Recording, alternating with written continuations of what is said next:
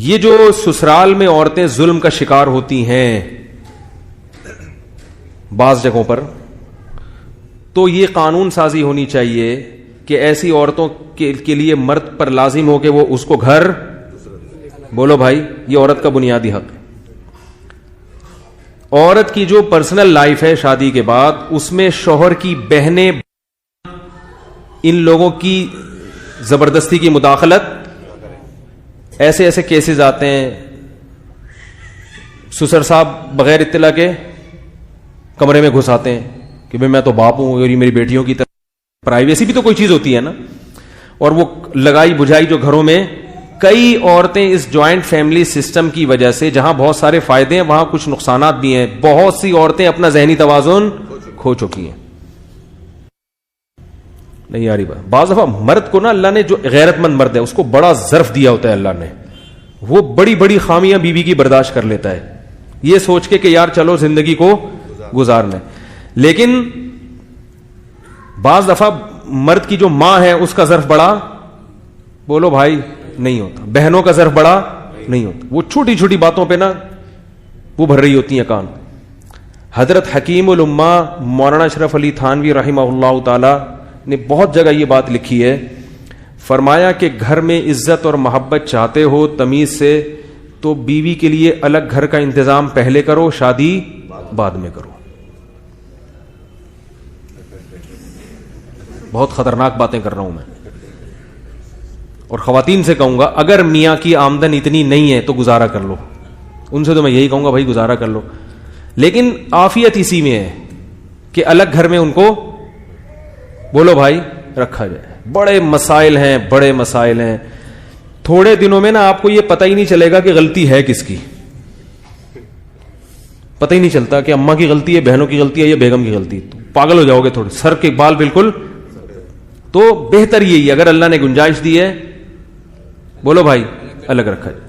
ماں کے ساتھ اگر رہنے والا کوئی نہیں تو ماں کو اپنے ساتھ رکھ لو, ٹھیک ہے نا, اور صبح شام ان سے جو بھی وہ ہو. لیکن میں تو ابھی تو جلدی نمبر وار بتا رہا ہوں. خواتین کی آزادی میں سب سے پہلے کیا ہے, جو ایک ظلم ہوتا ہے سسرال میں, اکثر تو نہیں کہہ سکتے, بہت ساری جگہوں پر ہوتا ہے, اس ظلم سے نجات کا طریقہ کیا ہے, الگ گھر کا, بولو نا بھائی, انتظام.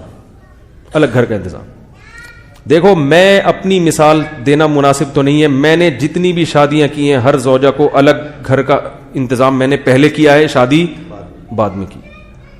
مجھے بہت سے لوگوں نے کہا ایک جگہ رکھو, تو میں نے کہا میں خود کہاں رہوں گا پھر.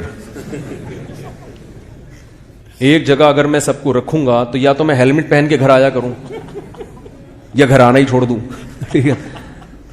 تو یہ فالتو کی باتیں ہوتی ہیں, کیونکہ کوئی بھی کسی پہ حاوی آ کے ظلم کرے تو آپ کو کیسے پتا چلے گا ان میں ظلم کون کر رہا ہے, مظلوم کون ہے.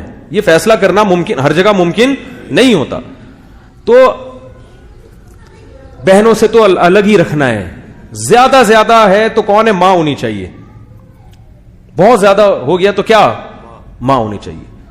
اور اس میں بھی عافیت والی صورت یہ ہے کہ ایسا گھر لو اوپر کا, جیسے بیوی کو اوپر والے پورشن میں نیچے اماں, تو صبح شام اماں کے پاس بھی بیٹھو, پھر بیگم جب چاہے اماں سے ملے, جب حالات خراب ہونے لگے واپس چلی جائے, ٹھیک ہے نا. اس کے پاس بھاگنے کی کوئی جگہ ہونی چاہیے. ماں کے پاس بھی بھاگنے کی جگہ ہو, بہو ظلم کر رہی ہے تو بھاگ کے اپنے گھر پہ آ جائے. جس طرح کی فیملیز آج کل جو رہ رہے ہیں, بھاگنے کی کوئی جگہ ہے ہی نہیں. وہ کچن میں لڑائی شروع ہوئی, اب کچن میں کہاں جائے گی بھائی وہ, تو وہ بہت فسادات, کیونکہ ظرف چھوٹے ہو گئے ہیں, کوئی کسی کی بات برداشت. بہت ساری عورتیں پاگل ہو چکی ہیں. آپ کسی نفسیاتی ڈاکٹر کے پاس جاؤ, جو پاگل ہونے والی خواتین میں زیادہ تر وہی خواتین ہوں گی جن کو پاگل کس نے کیا ہوگا, سسرال نے. خطرناک باتیں تو ہیں, اب کیا کریں, کر دیں, اب تو کر دیں تو نکل گئی. ٹھیک ہے. دوسرا مسئلہ, عرب میں ایسا ہوتا ہے کہ گھر پہلے الگ ارینج کرو پھر شادی ہوگی.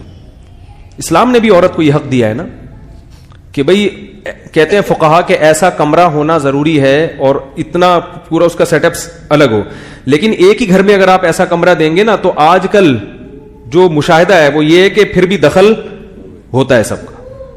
وہ سب نوٹ کر رہے ہوتے ہیں صبح کتنے بجے اس نے اٹھنا ہے, کتنے بجے سونا ہے, یہ سر میں درد ہے یا نہیں, ٹھڈے مار مار کے اس کو اٹھایا جاتا ہے. تو وہ بڑی ایک ٹینشن والا کام ہو جاتا ہے. تو اگر جوائنٹ فیملی میں محبت سے رہ رہے ہیں تو اس سے بڑی تو کوئی نعمت ہے نہیں. کوشش تو پہلی یہی ہونی چاہیے, لیکن ایسا ہوتا چاہیے تو بہت کچھ نا, لیکن ہوتا نہیں ہے. بھائی اگر دونوں محبت سے رہ لیں, اماں ابا صاحب جوائنٹ, بچے بڑے آرام سے پل جاتے ہیں. ہونا تو یہی چاہیے. اگر کسی گھر میں ہو رہا ہے تو اسی کو فوکس کریں. وہ ایسے گھرے بھی ہیں جوائنٹ فیملی بڑی محبت سے رہ رہے ہیں, ان میں اللہ کا واسطہ الگ ہونے کی کوشش نہ کریں, اس سے بڑا نقصان ہوتا ہے. لیکن اگر نہیں رہ رہے محبت سے تو وہ الگ ہونے کا جو نقصان ہے وہ کم ہے, ساتھ رہنے کا نقصان زیادہ ہے. بات آ رہی ہے سمجھ میں؟ ایک صاحب میرے پاس آئے کہ وراثت تقسیم کر رہے ہیں ہم لوگ, ہم 3 بھائی اسی گھر میں رہیں گے اور 2 بھائی الگ رہیں گے. میں نے کہا مجھ سے مشورہ لو, آپ 3 بھائی ایک گھر میں اکٹھے مت رہو, ایک کو دے دو, باقی پیسے لے کے کہیں اور گئے. کہہ رہے نہیں ہم تو بڑی محبت ہے. میں نے کہا اسی وجہ سے ہے کہ اب تک ابا زندہ تھے.